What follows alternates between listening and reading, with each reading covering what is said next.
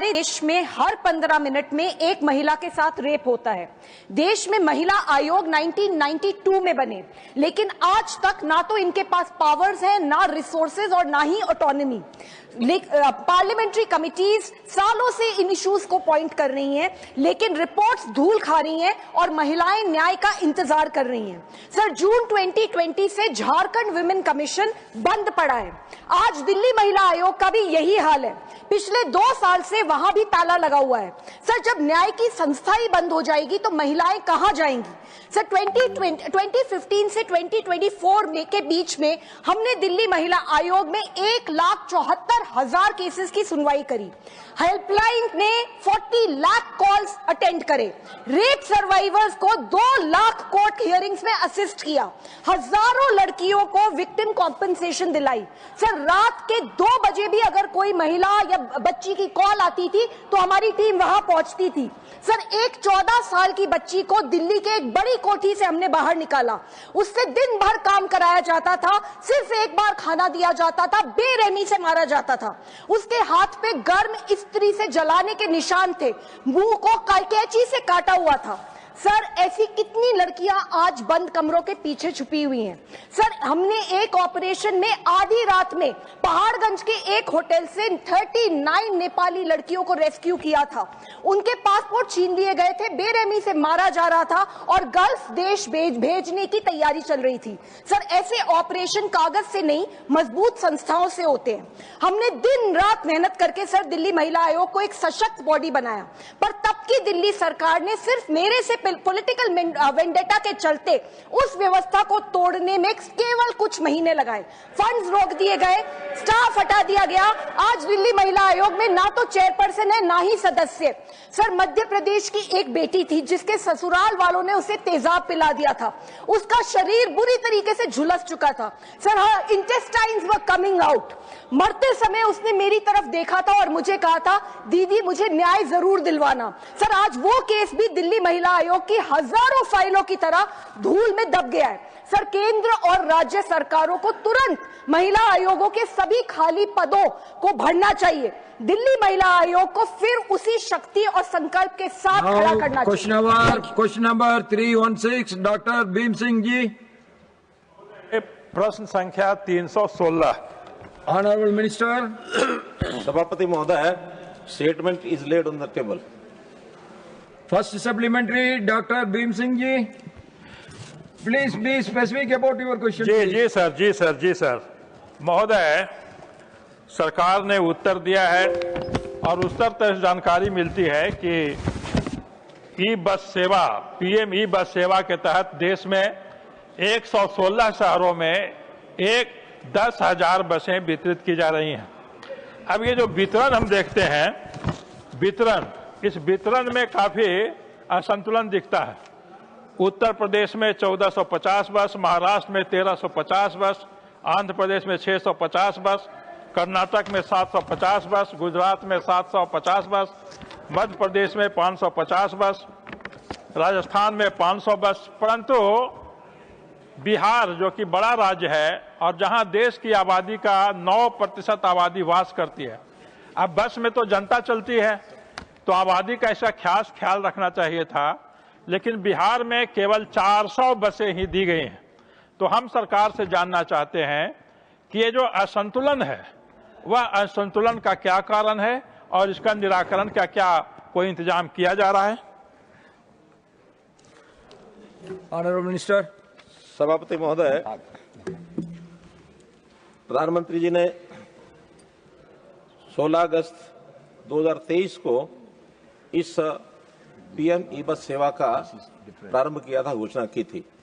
क्योंकि अर्बनाइजेशन बहुत बढ़ रहा है और शहरों की जो पहले ट्रांसपोर्ट प्रणाली है उसके अंदर वातावरण के अनुसार यानी प्रदूषण भी बहुत होता रहा है और जो लेवल है बसों का, सवारियों को सुविधा है, वो भी बहुत कम मिलती रही है। स्टेट्स अपनी ओर से इसके अंदर पर्याप्त मात्रा में जो सुविधा देनी चाहिए वो दे नहीं सकते थे। तो इसलिए इस पीएम ई बस सेवा के अंतर्गत 3 लाख से ऊपर की आबादी और 40 लाख तक की आबादी के शहरों को जोड़ा गया। कुल 10,000 बसों का और इसमें टारगेट रखा गया है। अलग अलग हिसाब से, कहीं 50 बसें, कहीं 100 बसें, कहीं 100 से ऊपर, इस हिसाब से एक प्रकार बनाए गए थे। स्टेट्स को कहा गया था कि वो अपनी डिमांड के हिसाब से और वो डिमांड भेजेंगे और उसका एक सिलेक्शन का क्राइटेरिया बनाया गया है। उस क्राइटेरिया में कमेटीज बनाई गई और उन कमेटीज के माध्यम से उसको एलिजिबिलिटी क्राइटेरिया के अंदर जो अनेबिलिटी है उस अनेबिलिटी के हिसाब से और बसों का सैंक्शन और मॉनिटरिंग ये सब किया गया। और उस मॉनिटरिंग सैंक्शन में कुल मिला के 116 शहर, 178 शहर एलिजिबल थे, 116 शहरों ने पार्टिसिपेट किया और जिनको 10,000 बसों की अलॉटमेंट ये हुई। अब जहां तक बिहार का विषय है, बिहार में विशेष रूप से 400 बसें, जैसा बताया हमारे सांसद महोदय ने कि 400 बसों की अलॉटमेंट हुई है, जिसमें पटना में 75 बसें, दरभंगा में 25, भागलपुर 25, गया में 25, मुजफ्फरपुर में 25, पूर्णिया में 25, क्योंकि ये 6 ही शहरों ने उसमें क्वालिफाई किया है। तो क्वालिफाई करने के बाद उन शहरों की आबादी से के हिसाब से इसमें अलॉटमेंट हुई है। और 200 बसें, ये जो मैंने बताई, ये 12 मीटर की बड़ी बसें हैं। इन्हीं शहरों में कुछ 9 मीटर की बसें भी, 200 बसें 9 मीटर की, वैसे कुल 400 बसें और इसके अंदर सैंक्शन की गई हैं। अब ये 400 बसों का जो आगे का कार्यक्रम है, जिसके अंदर टेंडर करना है स्टेट लेवल की कमेटी ने, और टेंडर के बाद उनको एक एग्रीमेंट करना है कंपनियों के साथ। उस एग्रीमेंट के करने के बाद हम यहाँ से जो सहायता देते हैं वो सहायता उसके अंदर दी जाएगी, निश्चित रूप से दी जाएगी। लेकिन इनके यहाँ डिले बहुत हो रहा है। इन्होंने जैसे पीएम ई बस सेवा का जो किलोमीटर के हिसाब से जो उसका टेंडर आता है, उस टेंडर के कीमत के हिसाब से वहां की स्टेट कमेटी इसको तय करती है।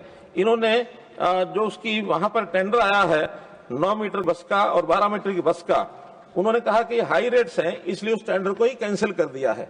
तो इस प्रकार से जो चीज कंपटीशन में टेंडर आएंगे उसमें स्टेट अपने एस्टीमेट तो बना सकता है, लेकिन एस्टीमेट के बनाने के बाद उनको ट्रेंडिंग तो कंपनियों से ही करनी होगी। जो कंपनी बस चलाएगी उसकी वायबिलिटी किस प्रकार से है, उसकी कीमत कितनी होगी, उसका पर किलोमीटर कितना आएगा, ये सब स्टेट के ही यानी कमेटी ने उसको अप्रूव करना है। बसें खरीदी जाएंगी। इसके बाद हमारा जो उसके अंदर बजट का जो फंडिंग है, उस फंडिंग में पर किलोमीटर के हिसाब से उनको जो पैसे दिए जाते हैं, 24 रुपया पर किलोमीटर स्टैंडर्ड बस जो 12 मीटर की है। ऐसे ही 9 मीटर की बस के लिए 22 रुपया पर, यानी मिड्डी बसेज उनको 22 रुपया पर किलोमीटर दिया जाएगा। 7 मीटर लंबी जो बस है उसमें 20 रुपया पर किलोमीटर दिया जाएगा। केंद्र की ओर से सहायता वो तय है, लेकिन बाद में निर्णय प्रदेश को करना है। प्रदेश के लोग जब निर्णय में ढिलाई बरतते हैं तो उस नाते से वो चीजें डिले होती हैं। ऐसा ही बिहार के अंदर हो रहा है। बिहार सरकार अगर कमेटी अपनी बना करके इसको आगे बढ़ाएगी तो निश्चित रूप से हम इन बसों को समय पर दे पाएंगे। आगे की आवश्यकता के लिए भी नई योजना जो प्रधानमंत्री जी ने घोषणा कर दी है उसमें और नई बसें भी दी जा सकेंगी। Second supplementary doctor Bhim Singh जी।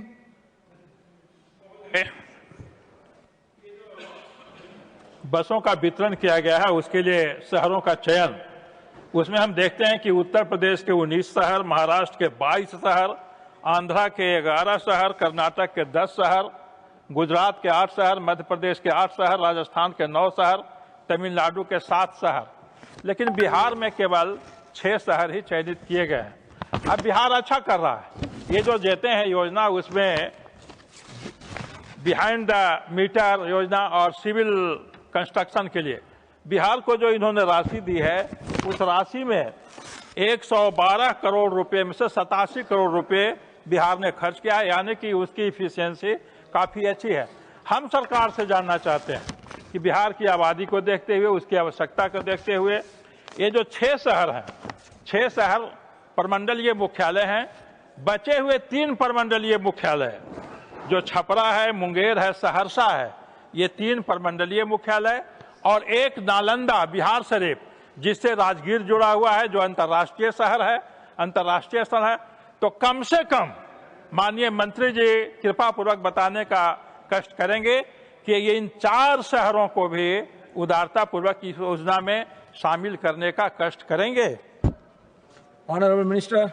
सभापति महोदय, जो पहली योजना 10,000 बसों की थी उसमें चूंकि 116 शहरों को अंतिम रूप दिया जा चुका है। इसके बाद जो दूसरी योजना और आने वाली है, 35,000 बसों की और योजना आएगी, उसमें इन सब शहरों को अप्लाई करना होगा। उसमें यदि 4 शहर ये क्वालिफाई करते हैं आबादी के हिसाब से अथवा अन्य जो भी, क्योंकि प्रदेशों को अपना अपना हिस्सा, ये भी पैसा उनको देना पड़ता है, उसमें प्रदेश जितना उसमें आगे बढ़ेंगे उसके हिसाब से हमें उसमें कठिनाई नहीं है। ज़्यादा से ज़्यादा शहरों में हम ये सुविधा देना चाहते हैं। सभी शहरों में एक प्रकार से ये एनवायरमेंटल दृष्टि से भी हमारा ई बसेस का प्रचलन ज़्यादा से ज़्यादा हो, वो हम करेंगे, निश्चित रूप से करेंगे। थर्ड सप्लीमेंट्री श्रीमान आरपीएन सिंह जी। माननीय मंत्री जी से उन्होंने बिहार के बारे में लिखित उत्तर तो दे दिया है। मैं मंत्री जी से अर्बन मोबिलिटी के बारे में जानना चाहता हूं, क्योंकि एक बहुत बड़ी चिंता इस देश की अर्बन मोबिलिटी और पब्लिक ट्रांसपोर्ट की है।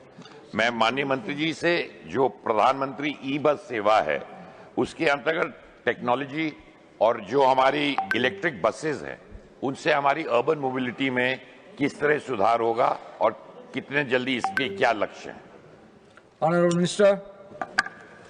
सभापति महोदय, सांसद महोदय ने बहुत ही एक अच्छी चिंता व्यक्त की है कि इसका इम्पैक्ट क्या होगा, कब तक होगा, क्योंकि ये कार्यक्रम शुरू हो गया है। इसकी पहली खेप 225 बसों की अभी पिछले महीने ही डिलीवर कर दी गई है और बहुत जल्दी आने वाले महीनों में टेंडर काफ़ी हो चुके हैं, सिलेक्ट हो चुके हैं। 6,500 बसों के एग्रीमेंट भी स्टेट्स ने कर लिए हैं। तो जैसे जैसे एग्रीमेंट होते जाएंगे कंपनीज डिलीवर करती जाएंगी और इस 10,000 की जो पहली खेप है ये 2027 के अंत तक ये कंप्लीट होगी। उसके बाद अगली योजना शुरू होगी और इसका जो इम्पैक्ट है निश्चित रूप से इसका एक समयबद्ध तरीके से कैसे लोगों का समय बचे, कैसे पर्यावरण उसमें मजबूत हो, कैसे लोगों का पैसा बचे, क्योंकि इसमें मॉनिटरिंग भी बहुत अच्छे प्रकार से की जा रही है। सहज टिकट ये भी अनुभव, क्योंकि नेशनल एक मोबिलिटी कार्ड ये बनाया गया है जो नेशनल कॉमन मोबिलिटी कार्ड उन बसों में भी चलेगा और भी जो इस प्रकार के नेशनल लेवल पर जितने साधन हैं, वाहन हैं, उन सब के अंदर उसका काम यानी वो आएगा। तो एक इंफ्रास्ट्रक्चर देश भर के लिए बना दिया गया है। टियर 2, टियर 3 के शहरों का सबसे ज्यादा लाभ इसमें होने वाला है। फोर्थ सप्लीमेंट्री श्रीमान Sanjay Yadav ji. Sir, Bihar is one of the least urbanised state in the country. हाल के अनुमानों के अनुसार बिहार की लगभग 11% से लेकर 15-16% तक ही शहरी आबादी है, जो कि राष्ट्रीय औसत से अत्यधिक कम है। जैसा कि माननीय मंत्री जानते हैं, बिहार में 261 यूएलबीज हैं, अर्बन लोकल बॉडीज, और उसमें यथार्थ यह है माननीय मंत्री महोदय जी कि उस 261 में से भी जो अर्बन लोकल बॉडीज हैं बिहार की, उनमें से 50% जो उनका क्षेत्र है, वो एरिया है, वो अभी भी रूरल है। यानी बिहार की 261 अर्बन लोकल बॉडीज में से 50% एरिया ऐसा है जहां लोग खेती करते हैं। वो ऑन पेपर्स तो यूएलबीज बन गई हैं, ग्राम पंचायत से नगर पंचायत, नगर पंचायत से नगर परिषद और कुछ नगर निगम। मेरा आपसे संक्षेप में यही प्रश्न है महोदय, मैं उसी पे आ रहा हूं कि बिहार के शहरों में, अधिकांश शहरों में जल जमाव और जल निकासी एक अत्यधिक गंभीर समस्या है। आप बिहार के कोई भी शहर, जिन शहरों के 6 शहरों का आपने नाम लिया जहां आपने ई बसेस भी चलाई हैं, वहां जल जमाव एक बहुत बड़ी समस्या है। और इसके अलावा वहां ट्रैफिक मैनेजमेंट भी, वेस्ट मैनेजमेंट के अलावा स्वच्छ पेयजल आपूर्ति भी, और जो जब शहरीकरण की हम बात करते हैं तो जो झुग्गी झोपड़ी में रहने वाले उनके पुनर्वास भी एक समस्या है। मेरा संक्षेप में प्रश्न यह है कि आपकी क्या भारत सरकार, आपका शहरी विकास मंत्रालय भविष्य की जनसंख्या, आवश्यकता और आर्थिक गतिविधियों को देखते हुए बिहार में कोई सैटेलाइट अथवा ग्रीनफील्ड टाउनशिप विकसित करने का इरादा रखती है क्या? Honourable minister. सभापति महोदय, संबंधित प्रश्न के साथ तो बहुत थोड़ा सा विषय जुड़ा हुआ है।